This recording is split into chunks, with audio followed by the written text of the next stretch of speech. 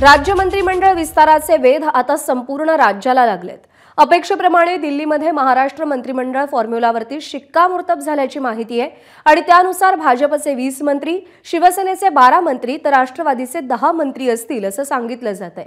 काल दिल्लीमध्ये मुख्यमंत्री फडणवीसांची अमित शहा आणि जेपी नड्डा यांच्याशी 1.5 तास बैठक झाली। या बैठकीमध्ये मंत्रिमंडळ फॉर्म्युलावरती शिक्कामोर्तब झाल्याचं समजतंय। तसंच भाजपच्या मंत्र्यांची यादी, संघटनात्मक बाबी, प्रदेशाध्यक्षपद या विषयावर देखील चर्चा झाली। मुख्यमंत्री फडणवीसांची आज पंतप्रधान मोदींशी भेट होईल अशी देखील शक्यता वर्तवली जाते। निलेश बुधावले आपले प्रतिनिधी सध्या आपल्या सोबत आहेत। निलेश, मंत्रिमंडळ विस्ताराचे वेध लागलेले आहेत आणि काल अंतिम फॉर्म्युलावर शिक्कामोर्तब झाल्याचं कळतंय। काय अंदाज, कुणाकुणाची वर्णी लागू शकते मंत्रिमंडळात?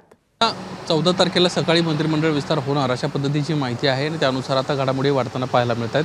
काल रात्री उशिरा केंद्रीय गृहमंत्री अमित शहा यासोबतच भाजपचे प्रमुख जेपी नड्डा यांच्यासोबत मुख्यमंत्री देवेंद्र फडणवीस यांची भेट झाली, चर्चा झाली आणि त्याच्यामध्ये प्रामुख्याने कोणत्या पक्षाला किती जागा मिळायला हव्यात या संदर्भामध्ये चर्चा झाल्याची माहिती मिळते।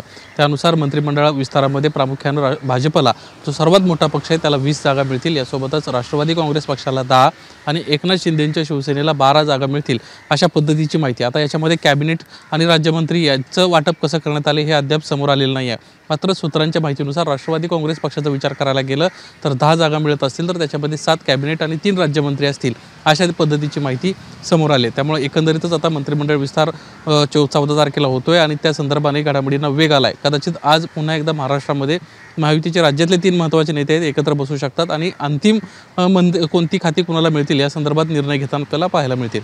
प्रज्ञा, निलेश, अपडेट जाणून घेत राहू। सध्या धन्यवाद दिलेल्या माहितीसाठी। एबीपी माझा, उघडा डोळे बघा नीट।